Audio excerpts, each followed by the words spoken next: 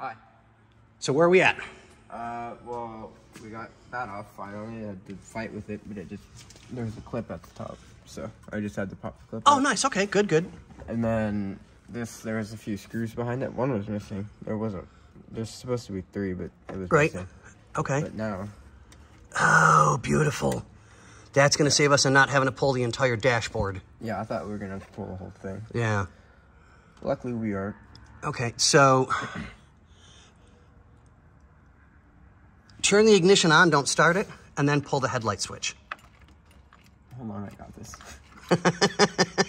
Can't figure it out this way. There you go. Go one more. Don't try and start it, but it should be on. Yeah. It's okay, on. So pull the headlight switch. Yep. So we have no working bulbs in there.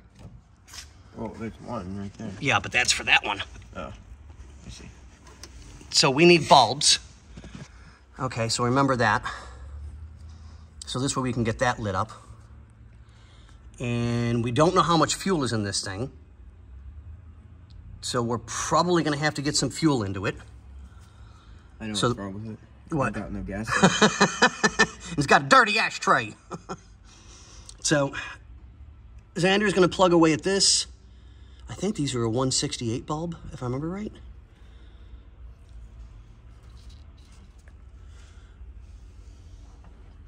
Okay, so we'll do a little more diagnostic on that. Double check. We'll figure out which wire goes to the temp gauge for positive and negative. Negatives are pretty much going to be easy. And then we'll start chasing wires down.